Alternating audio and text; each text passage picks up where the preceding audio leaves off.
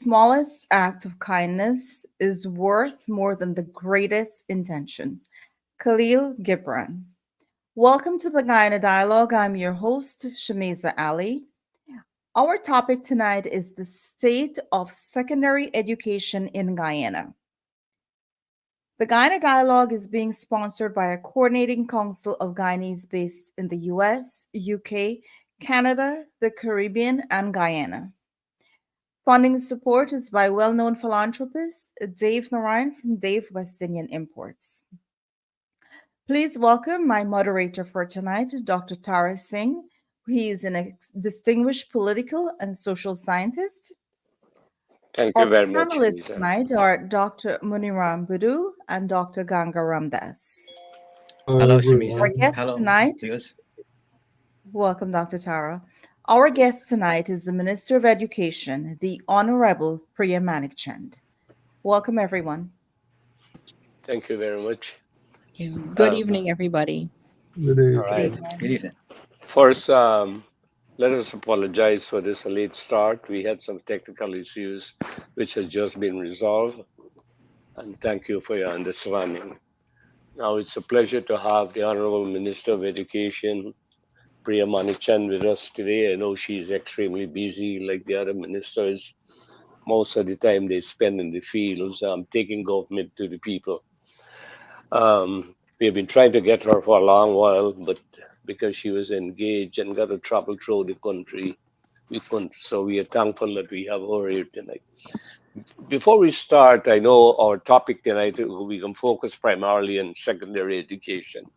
But I want to ask you something now that usually graduating over 3,000 students. Um, you have an idea, it may not necessarily be your area, but how if most of these people will be employed or they will pursue further education, master's, PhD, or what? You have You any know, idea? it's a good question. The government states generally have a responsibility not necessarily to provide employment, but to provide an environment where people who are qualified could get employed. I'm happy to say that Guyana's government has hired more people to because we have expanding services, but also because we were interested in making sure we had people had income. So we found creative ways of making sure everybody could live. So we've actually expanded our hiring system, including with programs like the 10-day workers and the SIP workers, where we try to create employment, but also creating an environment in the private sector companies, businesses, small or large, could thrive and therefore hire more people. When we give one house lot for someone to build their home on it, people have to be hired. The truck driver who is going to bring the sand, the skilled workers who are graduating from the TVET institutions, the contractor who's hopefully got a management degree or a project management degree, the engineers, the architects who have to draw. So it's not only government hiring, it's government creating an environment where more people can be hired in various sectors. And we've seen that by the number of people who have become employed gainfully and can therefore look after themselves over the last 3 to 4 years. Mm. All right, thank you. Uh, now, UG has done a beautiful job of highlighting the diversity in their graduates. And so you see persons from the hinterland, from regions 5 and 6, from region 2, from all over, doing a variety of different things, studying in a variety of different fields. And so I think the highlighting has given a good sense of where the country is. 3,500 is the largest number that we've graduated since. We also just had a graduation 2 weeks ago, I think, of trained teachers from the Cyril Potter College of Education, which amounted to 1,502 persons who graduated. And again, you saw there graduates from regions 1 through 10. So the picture is changing. There was one time in Guyana when we had one single doctor of Amerindian descent And that's no longer so. There was one time when we had one single lawyer of Amerindian descent, well, visibly and substantially uh, from the hinterland regions. That is no longer so. I just had dinner with the students of regions of Hugh Wooding Law School years 1 and 2, and of the 72 children, I think I had dinner with 65 of them, so the majority of them. And there were two girls from Region 1. There was one from Region 9. It was beautiful to see. And those are, it sounds small to you, but I went to law school and there was nobody from regions 1, 7, 8, and 9. And I had not seen in my years preceding me people from there also. Yeah, one of the reason why I asked whether all these graduates should be employed, because if they can't find employment in Guyana, they'll definitely move overseas.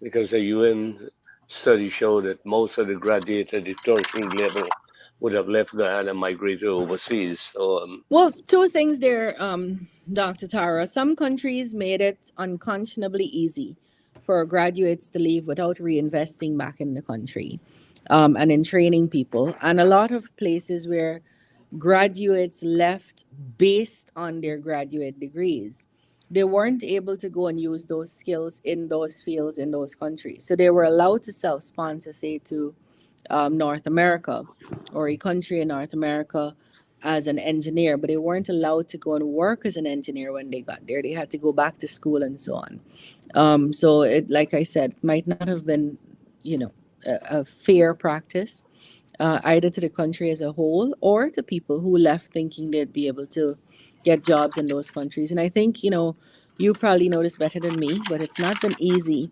for persons who migrated. Guyana has changed significantly. I know there was a time when we used to bleed teachers to various countries. I have cousins who went to Botswana because I come from a family of teachers, and I have very good friends who went to the Bahamas. We used to have plane loads going out.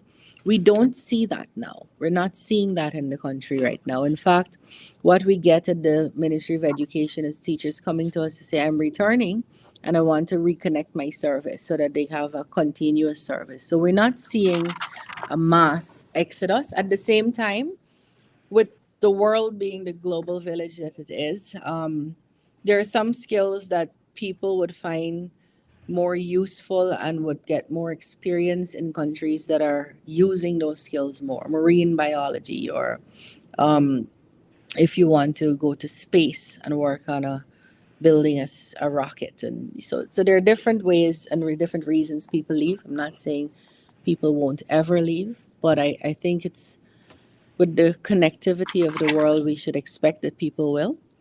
But we're not seeing what we used to see before, okay, where the ambition of every I, family is to I, get out. We're not seeing that. I didn't include, when I said over 3,000 graduates, I didn't include those who graduated from the gold program. No, no. Okay, all right, That was specifically UG graduates, okay. 3,500. Um, in a previous program, you have said that you have achieved universal primary education, and you had indicated at that point that secondary education, you're hoping to achieve universal secondary education in a short while from now. Can you please elaborate a little on that? So not I said, the United Nations has deemed us as having achieved universal primary education, which simply means that wherever we need primary school or wherever we have children of primary age, they can access a primary school. Having said that, we're still building because we're looking to make sure that children are comfortable and schools are not overcrowded. We're looking to achieve universal secondary education. What that means is that every child of secondary age should be allowed to access a high quality secondary education. Right now, in Region 1, we're building 5 secondary schools. At Matthews Ridge, we just finished one at Northwest, at Hosororo, which again is in Mabaruma, at Waramuri, which is in the Maruka subregion, and Kwebana, which is also in the Maruka subregion. In Region 2, we built back the Abram Zool Secondary just had a consultation about where we would build a cotton field secondary or rebuild a cotton field secondary. We're looking at making what is now an annex full secondary school.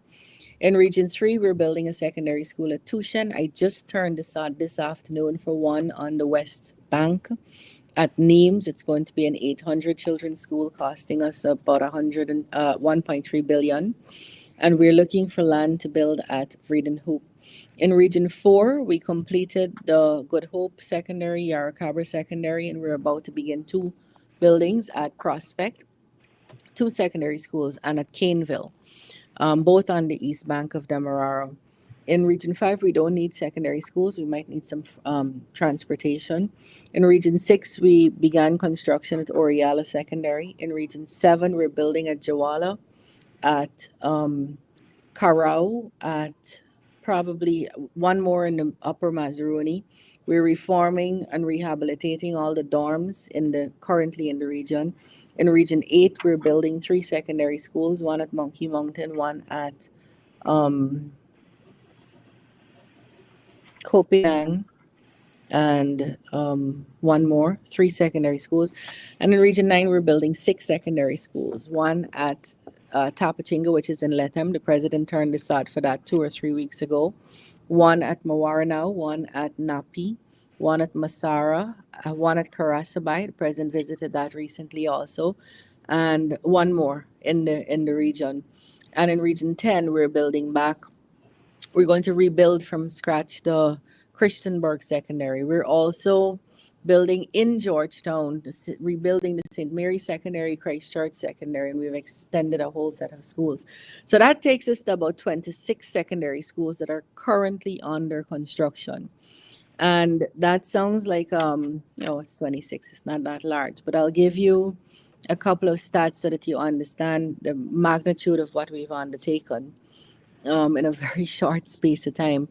In the APNU's term in office, they didn't begin or finish a single secondary school. So in that 5 years, from 2015 to 2020, not a single secondary school started nor was finished in the APNU term. We're building 26.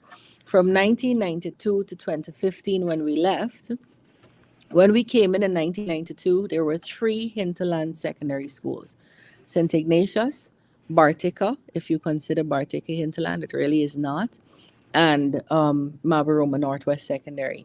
By the time we left in 2015, we had 13 secondary schools.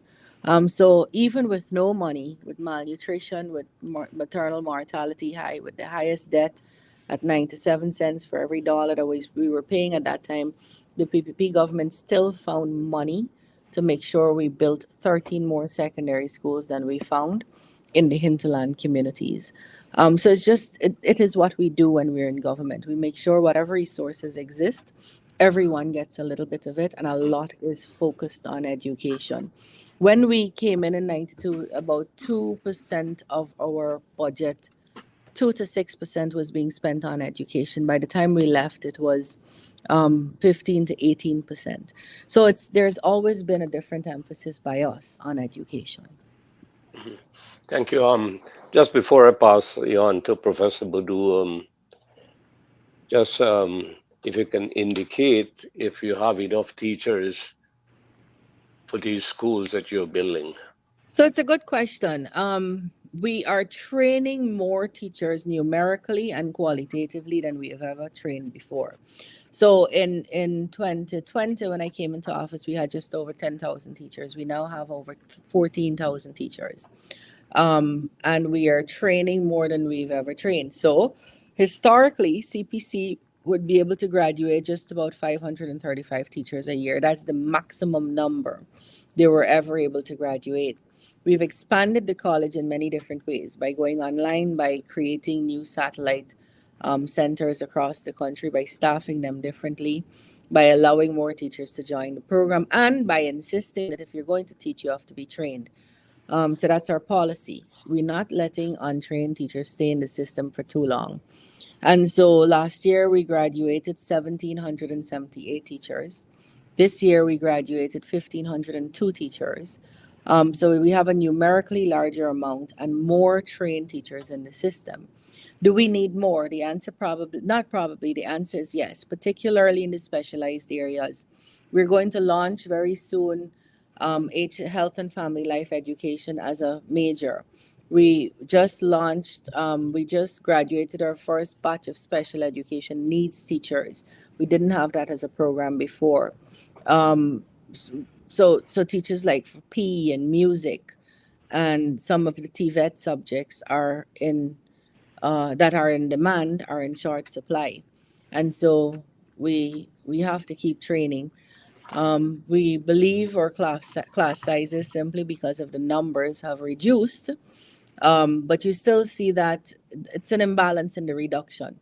The reduction looks good on paper, and it is actually good, but some classrooms might have 15 students while one might have 40. So that we're still trying to make sure everybody has under 30 children in the classroom for secondary education. Thank you very much, Professor Boodoo. Over to you. Minister, I'm glad to see you again. I want to follow up on a discussion on Guyanese history we had the last time you were on this program. You said that Guyanese history is taught as part of Caribbean history. At a press conference last week, VP Jack Dale stated that he was appalled that youths he met during one of his outreach programs did not know even recent historical events. There are substantially rich, rather unique materials on the history of Guyana, and there are reputable Guyanese historians and others, especially in the diaspora, who can tell Guyana's story to Guyanese from kindergarten to higher education and beyond. As a policymaker for education, would you consider developing textbooks and learning materials and implement dedicated courses on Guyanese history in schools and higher education? So I'm glad you asked that. It's several questions in one. So let me attempt both. Well, the two that I heard. We shouldn't equate Guyanese history with what CXC teaches, because that's a very specific curriculum that is, comparatively speaking, adapted to what students around the world at that age would be expected to know in history, where we came from, those kinds, from where we came, how society evolved. However, so that's one thing, and we are writing a Caribbean exam, and so we have to prepare our children for that. I do believe, though, that it's important for a country to grow and develop by learning, by their young people learning of their recent, midterm, and previous and long-term history. And it's important, particularly in our country, where we have had peculiar situations that we do not want to see repeat themselves. And so I think it's important that we have, and it doesn't always have to be through the formal education system. So that's what we have to build out. That educating our young people, educating people about different aspects of country or religion or culture does not always have to come through the education, the formal education system, the schools. It can be, especially when with the advent of communication that is so wide now. For example, you could have a Zoom class with 1,000 children, or 1,000 young people, and should we use persons who are experts in the field of history and Guyanese history from overseas? Absolutely, because it's so easy to do now. So I think the answer is yes to both. I would make sure that we are doing Caribbean history that has our peculiar Guyanese history in the curriculum for CSEC, but I would also say we shouldn't stop at that, because it will not go in depth into certain aspects of Guyanese history that I think people should know, that I think you are also referring to. That it's important for us to acknowledge where we came from, understand what that journey, the harms and benefits of that journey, with a view to making sure we either don't repeat those mistakes or that we amplify on the benefits that we have. Would you consider giving this a priority because I think it's important that Guyanese know their history and know the link between the Guyanese history itself and the rest of the Caribbean. But I think there's a lot of unique characteristics in Guyana that doesn't get reproduced in other parts of the Caribbean that people need to know about. And I'm wondering whether you will consider this a Such priority. as, tell me what you're thinking. Like what? Right. For example, is there a coffee anywhere else? There's, we know, when I do history, I learned West Indian history. It was more about Haiti, right, than anything else. And I learned about British history when I was in Guyana. Nothing about my own history, about indentured servants, about slavery, about the border issues, right, that we have, about the dictatorship, right, about the problems during dictatorship, and those types of things, right, that are unique to Guyana. Indentured servants, right? You know, although indentured servants come in Guyana and other parts of the Caribbean, there are distinct features of Guyanese history that we need to know. The Enmore Mart, for example, the Wisma Massacre, right? You know, I'm These are happy things to we need tell to know. you, right. So some of them, if we were to speak frankly here, some of them have political undertones that we'd have to carefully craft for, especially for younger children, which is why I think outside the school might be a better place. But I'm happy to tell you that we're teaching from primary school. And I know this because I just had two children who exited primary school. I mean, I still have them, but they just exited primary school. And so I was forced because of the common entrance to really learn all they had to know. And so we do teach actively and test on and more martyrs from grade 1, which is like preppy that you know, or a 6-year-old.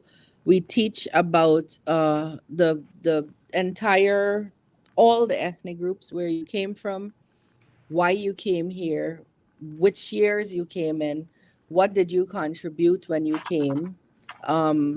So peripheral, for age appropriate for 6 to 10-year-olds, 6 to 11-year-olds, and those are actively taught. If you're talking about the history of our rigged elections, it comes up in high school. It might not, we mightn't call it history, it might be in social studies. I know that recently I saw an assignment where the issue of governance was being examined. The institution of government was being examined, and I saw how a child beautifully wended in the dangers of an undemocratic system, or it was the dangers of a government who was not wedded to democracy, and what those harms would be. So we do teach it, and some of our kids are very aware. There are some children, and I don't mean children, I mean young people, who might not have known where we came from and might not feel the same urgency to protect some of the freedoms we now take for granted. And I think we should teach that. I do think, though, and you must know that when you introduce some topics into schools, that they have to be sensitive to all kinds of issues. And that's why I think sometimes outside of the school, voluntary signing up for some of what you're talking about might be useful. Yeah, if you give them special credit, at least initial phases. I recognize that you're saying that there some of it is actually politically sensitive. But I think there are enough Well, politically Guyanese. factual, Sorry? sensitive also because you have a diverse Yeah, population. so we can actually make it. We have Guyanese who can make it very factual, right? And have the reference to this. And I think it's important, and I'm glad you said that you're going to do something about it, right?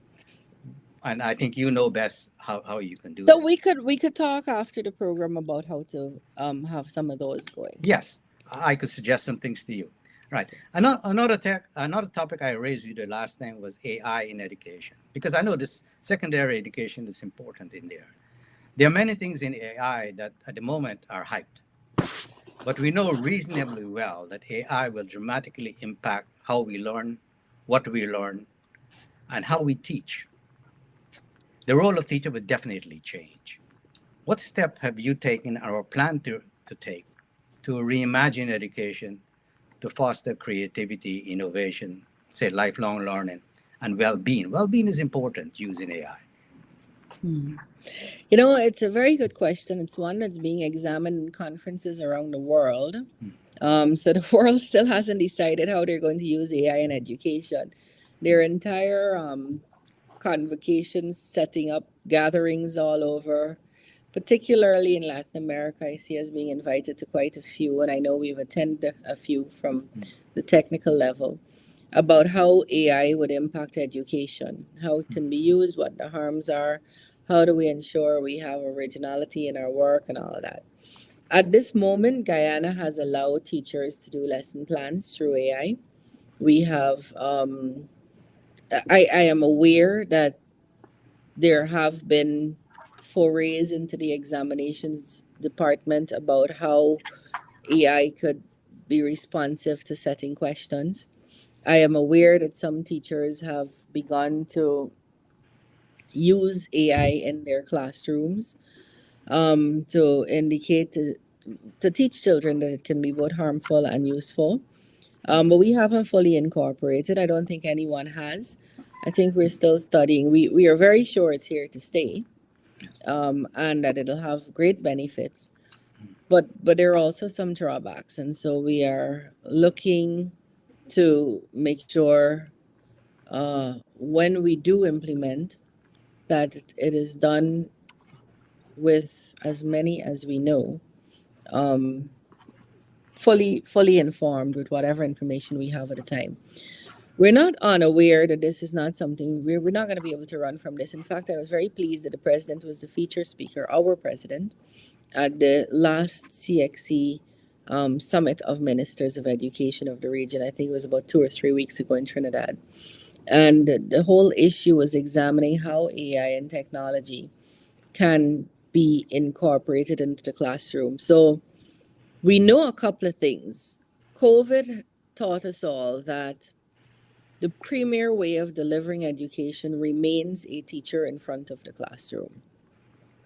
But we also learned that we could amplify what we're doing and we can supplement what we're doing by and facilitate better learning through both physical presence as well as the infusion of technology and technology aided learning. And so in the next 2 or 3 weeks, I'm not giving away the date, that's his to tell, the president is going to be launching the Caribbean's first digital school, e-school, where the idea is to allow children, so we have to change some laws and so on, to stay to homeschool if they want to, or to go to school and have reinforcements through the digital school. So all our curriculum will be uploaded, and he's opening this school to the Caribbean, the wider Caribbean. So we're actually working with a company out of India to build that out, and that's being done robustly now as we speak. Mm-hmm. Yeah, the reason or the context in which I asked you, because I think you're doing a fantastic job, and the government as a whole, in transforming education in Guyana. And I think that at this moment, Guyana can be a leader in adopting AI and make it and show people how it can be used, because we are a small population, right? And I think we can be a leader in the area rather than waiting for something to happen and follow. Yeah, well, I hope not as guinea pigs, but yes. No, not as guinea pig, because it's here. The problem with this, professor, is if the formal education system doesn't get on board, the children will use it. And so we just have to determine what our parameters are. We are already seeing usage of tools like YouTube and Google, and I'm saying tools, where children could now teach themselves topics that hitherto they were not able to. I couldn't do that. I had to depend on a textbook, which wasn't widely available. You could only get it if your parents could afford it. I had to depend on teachers and what they told me, and things like Encyclopedia Britannica and so on. And that was very, very rare in homes in the country. So it's a very different learning environment. Mm-hmm. And our children have been proficient for a while in the usage of devices and some of these tools. And so it's only a matter of time before we are forced to adopt policies in and around AI. I wouldn't want to rush it. Like Yeah. I said, it's new. And while Yes. we don't want to follow, as you said, there are peculiarities in the country regarding accessibility to online, to internet, and so on that have to be considered when you're making countrywide policy. Yeah. All And right. that leads me directly to the Let's. next All question. right, This is a short one. Dr. Uh, Buru, you got a final question. Let's move on to Dr. yes. Ganga. What is the percentage students in the hinterlands, and how do you access the internet from there? It depends. In some places, we actually have provided Mm. in connectivity, and in some places, they're so remote Mhm. that no one is providing connectivity, so we weren't able to do that. But I'm happy to tell you that we are able to stay in Queens College in Georgetown and teach children at Karasabai, which is in the south, the Mm. mid south Rupununi, or we were able to teach children in Region 1. And so COVID was horrible in and of itself, but it also brought some opportunities that we're utilizing now. Um, when Bharat Jagdeo as president in 2011 started the Learning Channel, and it's a quote that you can find in the archives. He actually said that his vision for it was that you could take your best math teacher and broadcast mathematics to everyone across the country, to the most remote place. And so, one of the things we've done this in this term was to expand the reach of the Learning Channel by providing to all hinterland communities. We've reached about 94% of the communities so far, and we'll finish the other 6% before the end of this year. Television sets, satellite, and cable, so that they can get the Learning Channel and have access to all the lessons we're doing there. Very similar to, so they might, where you don't have YouTube, you can get the Learning Channel, where we put our stuff on YouTube, or we play videos in the teaching and learning process on that distance mode. All right. Thank you very much, Minister. Dr. Ganga, over to you. I know you have been waiting patiently. Yeah. Thank you, Honorable Minister Manickchand. Thank you for the eloquent summary of universal access to secondary education across the country. I think that's a major accomplishment for Guyana under your leadership. Uh, One of the things that concerned me is still lingering the brain drain and how we determine competitive salaries in Guyana vis-a-vis the Caribbean. And the other aspect is how do we do accountability and assessment measurements in Guyana to keep track of these kind of trends that could become worrisome in terms of staffing and so forth. Well, I'll answer the for last one first. Yesterday, there was a little boy from valedictorian from President's College who used his forum to hold accountable the teachers he had experienced for 2 years. You may have different views on whether that should be done or not. For me, I believe firmly in the value of free speaking. I believe in the value of our young people holding all their service providers and leaders accountable. And I see that as what he was doing. There has been some criticism, particularly from opposition forces, that he should not have done that and that teachers should have respect. Now, I think I've seen amazing work by teachers who go above and beyond. But in the last 2 days, yesterday I was in Region 2 and I went to the Charity Secondary, Cottonfield Secondary, Abram Zoll Secondary, Johanna Cecilia Secondary, and Aurora Secondary. That's 5 schools. And this morning before Cabinet, I went to Covent Garden. And at all of those schools, 6 schools over the last 2 days, I met with the parents and students of fourth and fifth form. And while I was happy to hear that there are teachers who do more than we ask of them in the interest of their children, like stay back and offer remedial classes, cut short their lunch to do remedial classes. I have been also told of teachers who are not doing um, anything in the classroom. And the only way to do that and to hold and keep accountable, clearly our system, we had this conversation earlier this afternoon with officers, it's not working because I shouldn't have to go to a school to hear this from parents and students. The monitoring system of the ministry should be able to pick that up, and fix it, not only pick it up, not only learn that it's happening, but fix it. And so accountability for me is more than just a word. It has greater value than we could even put a measurement on. Because if teachers teach, for example, children will actually get the benefit of that. And if they don't, it's entire classrooms that you're wrecking.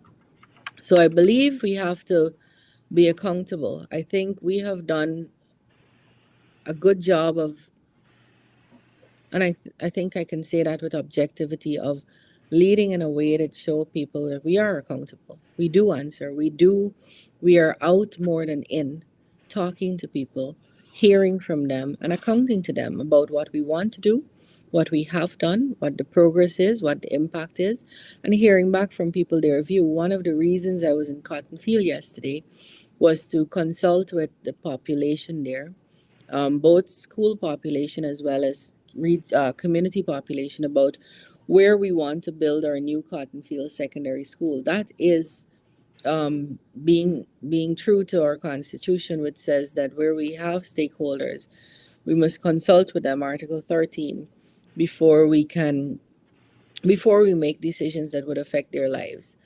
So we believe in being accountable. Is that transcending to all the service providers at the rate that we would like to see that transcend? That's a question up for debate. Just to follow up on like you said, the success of accountability, do we have any plans for formal assessment processes? Because as I Of who? Assessment of who? know, Children, teachers? it will be both, and the institution itself. We Say, do formal assessments both international at the exit levels, like primary exit and secondary exit, and at an international standard. But we also have what you call end of term tests and quizzes and so on all the time for children. For teachers, we have a outdated way of determining who should be promoted. We have to move away, and I've said it before, from the place where once you came into the system early enough and you've lived long enough, you will be promoted. It has to be based on merit. And we have to change out our regulations, our rules, our processes to make sure our promotions are merit based. Because and it's not, it's far more than trying to take away a promotion from someone. I see what happens before my eyes when there's poor leadership in a school or in any system. We see what happens. Entire schools get damaged. The entire children population in those schools come out with less than they should have. The children whose parents are able to access resources that are not public are the ones who will do better. We have to move away from that. We have to equalize the system. We can't just have a system where those who can afford it do well and those who can't afford the outside resources are left to the mercies of a system. And wherever you have strong headships, wherever you have strong administration in the school, I've seen strong administration bring up schools from a place of almost non-existence on the academic scale to a place of doing very, very well. And I've seen the opposite. Administrations take good schools, take over from a good administrator, and really wreck what the school looks like in academic and other output. And so we had this conversation this afternoon, and I feel very strongly about it. We have to move away from routinely promoting people.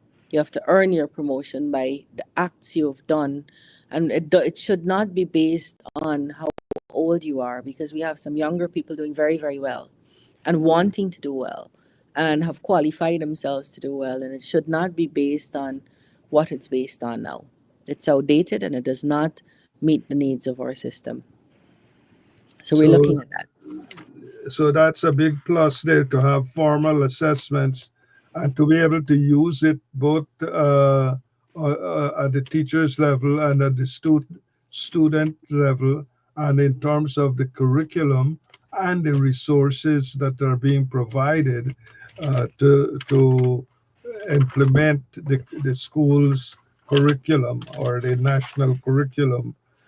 I would like to look at this the role of the private sector, that there miss two kinds of information. Sometimes they say that government salary scales are above that of the private sector and so on. So there needs to be some reconciliation there. Now, if I step into the shoes of the student would look forward to a ladder of promotion. So the student would say, okay, when I leave high school, I would like to be so and so and so. So they're looking for apprenticeships and scholarships.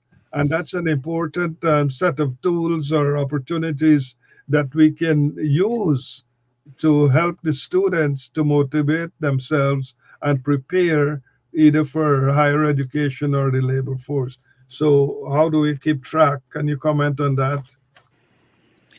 We haven't a formal, so we do something every year in what you call the summer months, July, August, where students come into various government agencies and some private sector agencies to work for that time, so they kind of get a feel of what that place is doing.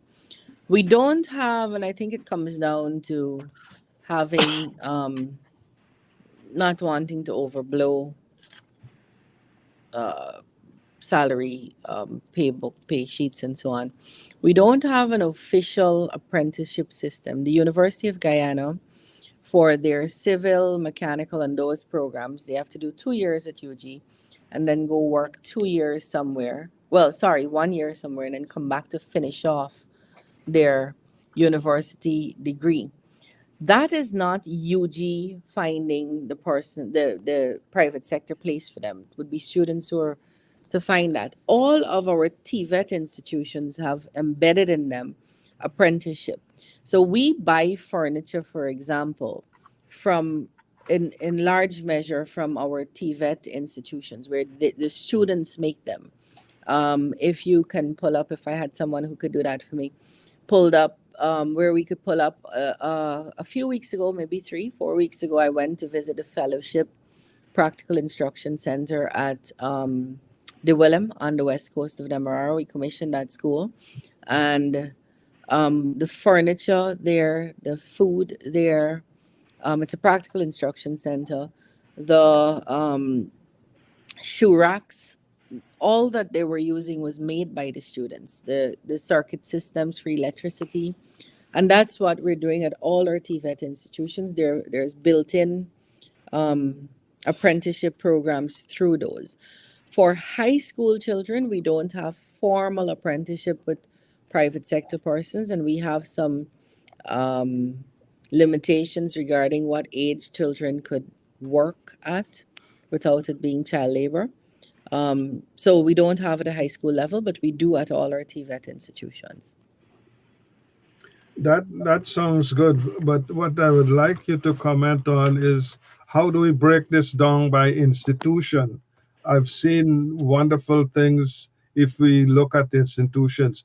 I grew up in the Bank of Guyana, and we had lots of opportunities there. And the staff generally motivated themselves to take advantage of that. Recently, I've seen 10 magistrates being added to help with the judiciary system. Now, do we have opportunities there for when students leave the high school.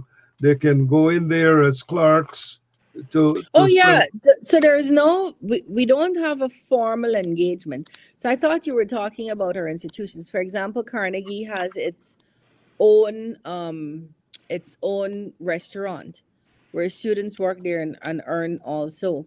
Our high schools have a CVQ program where today we discussed at the cabinet level how we could have agricultural departments at school self-sufficient even as they satisfy the need of the country for certain produce. So it's the apprenticeship is built into some of the programs. Um, if you're talking about people going off to work at banks, historically, and you might have seen that if you spent years at the Bank of Guyana, a large percentage of our secondary school leavers work at the banks, the insurance companies, um, come back into the school system to teach, and some go off to tertiary education. But that's not a formal engagement between the Ministry of Education and those places. It is where the children or young people get work. We have more than 600 children who will be graduating soon with CVQ, the Caribbean Vocational Qualification, across the country. And that's not limited to Georgetown alone. That allows them to go into workplaces almost immediately with their skills. And then from there, at an entry level, from there, they can do CVQ2, CVQ3, and build up those skills. So, and we do see a high demand for them. We had engagements with the private sector, particularly through COVID, about what Coursera subjects they wanted to see, or they thought would be useful in their various organizations or institutions or shops or stores. And those were the subjects we encouraged people to do on the Commonwealth Coursera collaboration, which turned out to record Guyana as the largest, the highest, the country with the highest number of graduates and the largest uptick in the shortest possible time.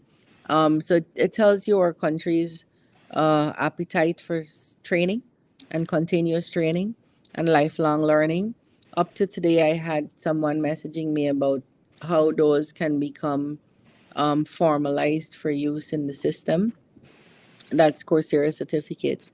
So while we don't have a formal engagement with private sector taking a particular number or quota, this is what practically happens when our Okay. children graduate. Just one last question.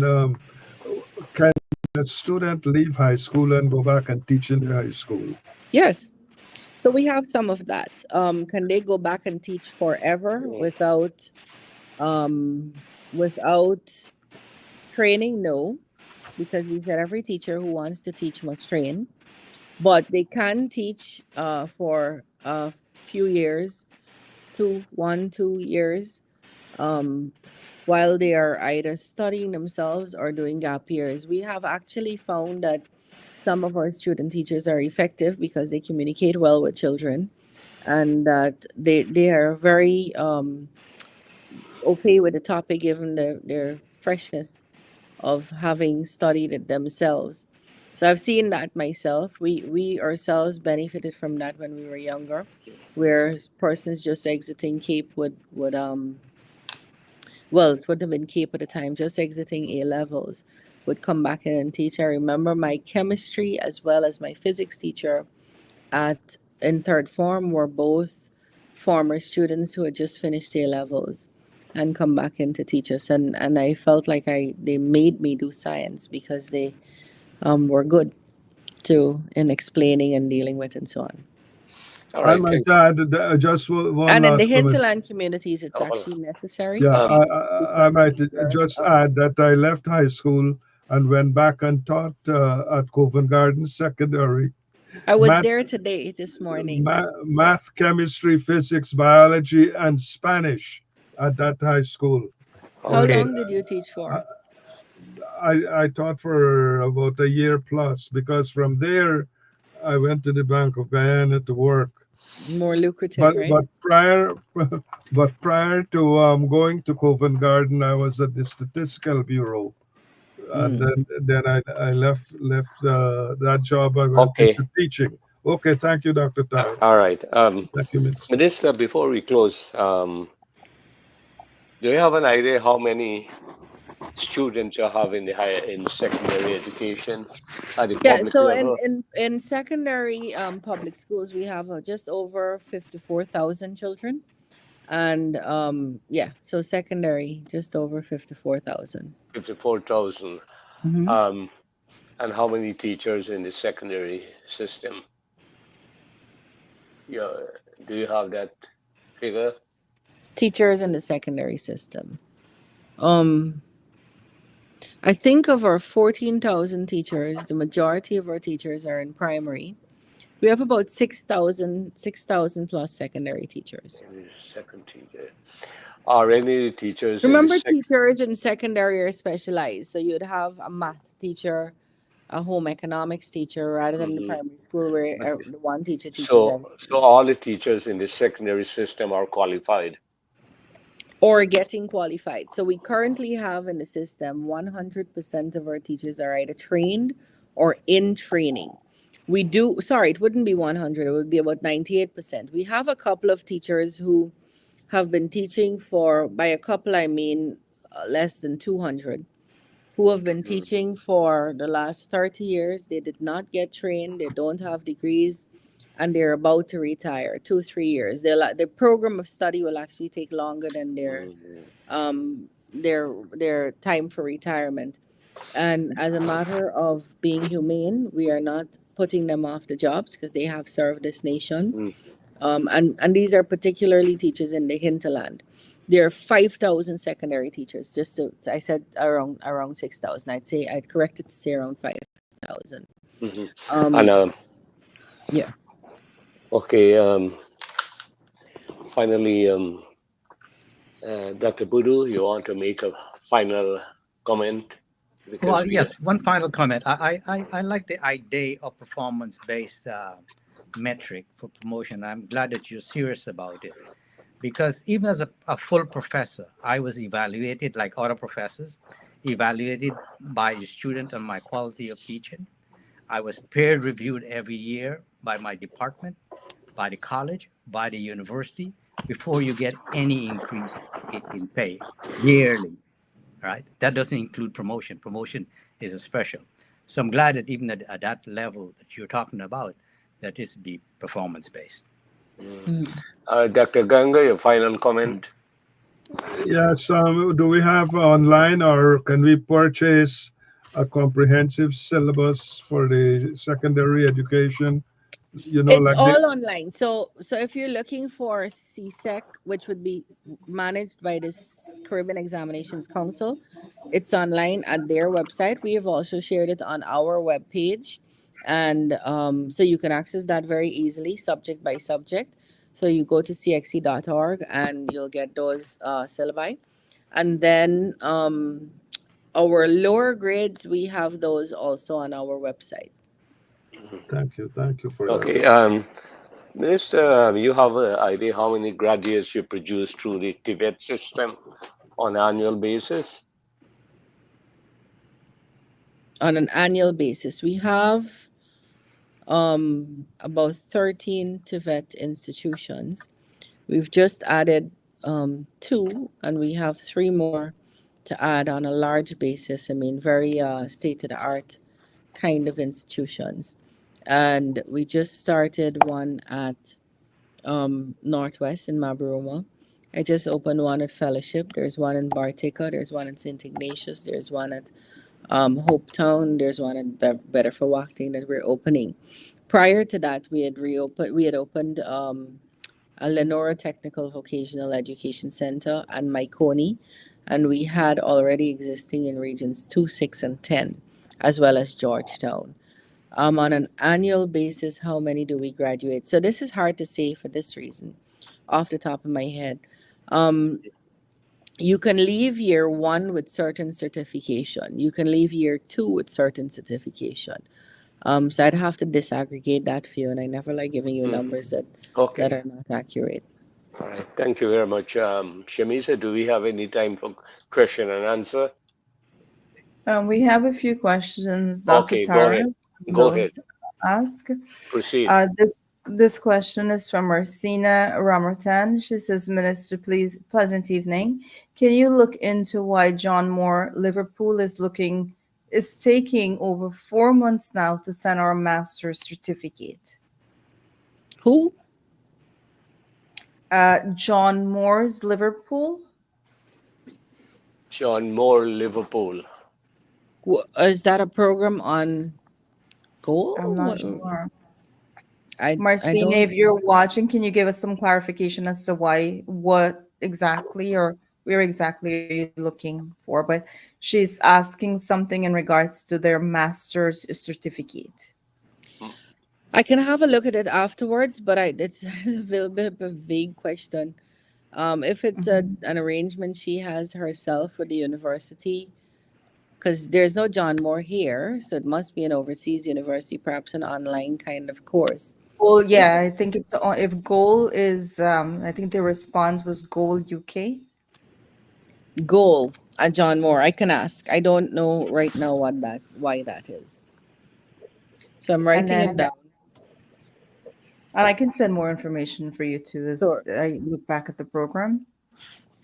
The upper Yes. and lower class Cape at President College is doing self study and all the work with the help from teachers. What is the ministry doing to help those children? Help them how? Self study how? They're So let me saying tell that you, the kids are doing self study. because teachers aren't The teaching. teachers are hardly there.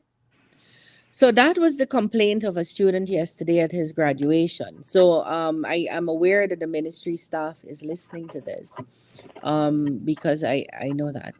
The student yesterday, his complaint, whether you like that he did it there or not, was that um, they needed more support teaching from teachers.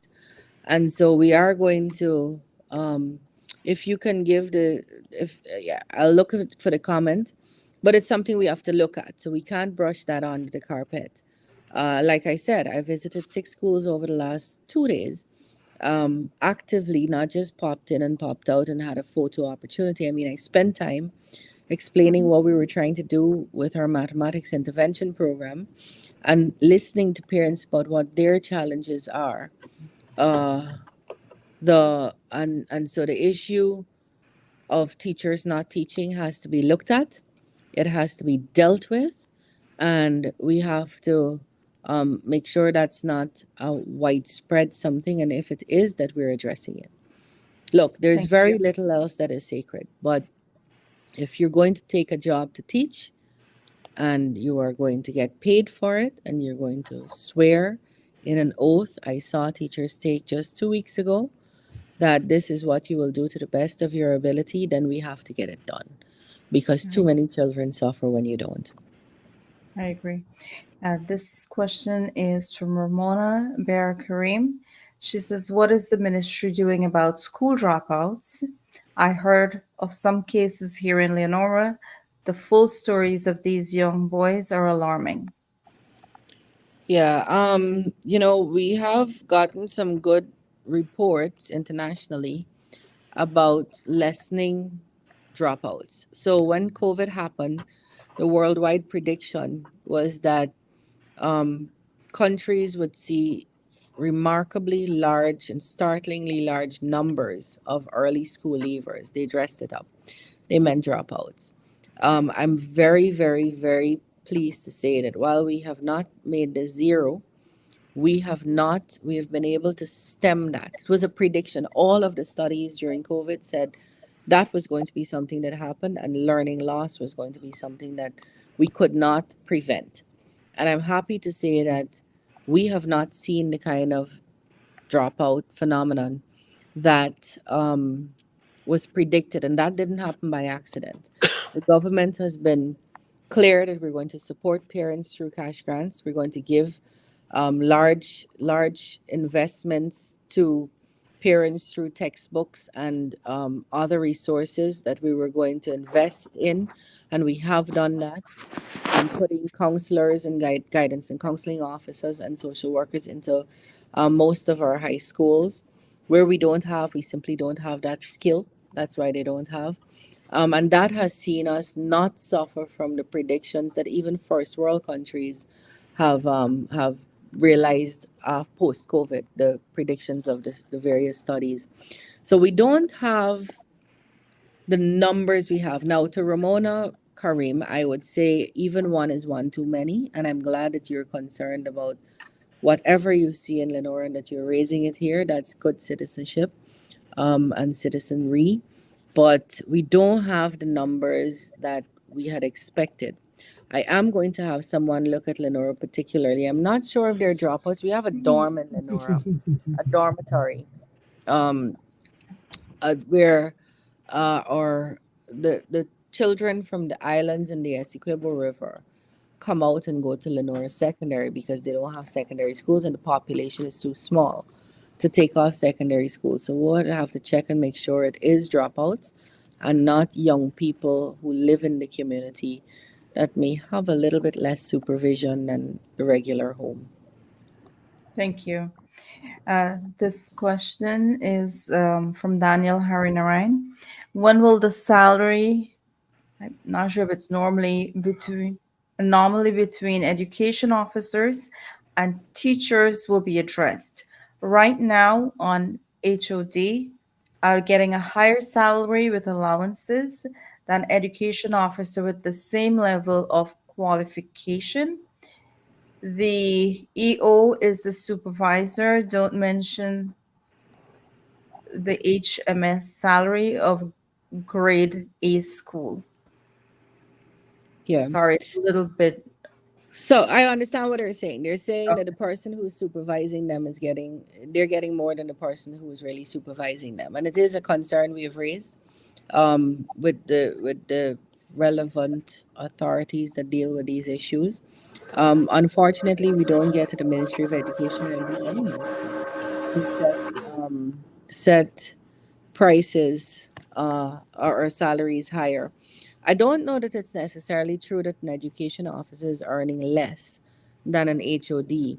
Education officers have other benefits that HODs wouldn't necessarily get unless they reach a certain eligibility criteria. Education officers are benefit from duty free uh, and other kinds of salaries and benefits. But it is something we're looking at.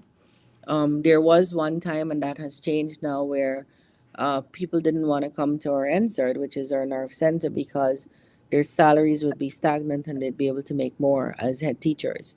And I mean, while it shouldn't all be about money, I do understand that people have bills to pay. And so we're looking at it. Perfect. Thank you. Minister will now ask you for your closing remarks. Yeah, I am very hopeful about where we are. I've seen how we started off with about 3,000 seats that needed to be provided in different secondary schools across the country. In Georgetown alone, we had 800 children who couldn't be placed properly in secondary schools. In Region 3, we had 1,500 children who couldn't be placed in secondary schools. I like how we have been able to, in a very short space of time, and I think at some point this story should be written, um, and the magnitude of what we undertook here. I love that we're going to be able to provide those spaces. I really like that I'm seeing in young people their ability and willingness, and I keep experiencing that over the last couple of days where I've been meeting them. Their ability and willingness to speak up on issues that are bothering them, respectfully, of course. I know that's a change that we have to engender and usher in the country. We're not accustomed to children speaking up in the country. We may be from a generation of we must be seen and not heard, but we've moved away from that, and we have to make sure that we allow our children to speak up. I think it's necessary. I think we saw very clearly how a population who was vocal about not having our will stolen from us in the last election about making sure our votes counted, how that population inspired the world to stand with Guyana to make sure democracy prevailed here. And so, if we don't need to look very far to make sure to get a fine example of how training people and allowing people freedoms like speaking up are would be beneficial to not only those individuals but to those who come after them and to the country as a whole. I like that I see more interest in people, in parents, particularly in being involved in their children's lives. Of course, there are exceptions to everything. So I think we're at a really good, hopeful place. Right now, we're training more young people than ever before in the history of Guyana. We have 30,000 people, mostly young people, on the Guyana Online Academy of Learning, where they're studying at 20 foreign universities for all kinds of different degrees and in very different fields for degrees and masters and PhDs. I love how people have are volunteering their efforts in communities. So we're at a really very good place. There are challenges. There are challenges in the education system, particularly, and I think the main one would be persons not doing what they're supposed to do across the sector, whether it's at the teacher level or at an admin level or at an education officer level. That's not to say that nobody does what they're supposed to do. That's to say that even if one person in an entire school of 60 teachers doesn't get it right, that one teacher could wreck what happens to various students who are depending on classroom instruction. So we have those challenges. We have the challenges of change being something hard to wrap your head around. We have the challenges of people being accustomed to a system that is a lot slower than it is right now. So, um, you have to constantly urge for pace to be improved. We have the challenges of contractors not sticking to their end of the bargain in terms of finishing properties and schools that we're building and at a quality that they really should give us. But with all of that, we have a president who has made it very clear that nothing is going to stop this Guyana he's building out. We have a vice president who's made it clear that we are going to be the guardrails around democracy and safeguarding people's rights in various ways and promoting different opportunities for children and young people by not only using traditional routes, but by actively going out and recruiting persons and pointing them in the direction of opportunities and creating opportunities for people. Guyana is a really exciting time to be. I think I hope you can feel it, although you're distant. It's a very exciting place to be in right now, and it's if you take 6 months to come back here, your road networks and all of that will make you dizzy. I was just there, and yes, it is an exciting time to be in Guyana. Thank you so much to our entire panel. Thank you guys for being here. To our viewers, thank you. And to our Honorable Minister, thank you for taking the time to be here. Yes. Until next time, I am your host, Shamiza Ali, and this is the Guyana Dialogue. Good evening, everyone. Good evening, Shamida. Good Thank evening. you, Minister. Bye Thank you, bye. panelists. Good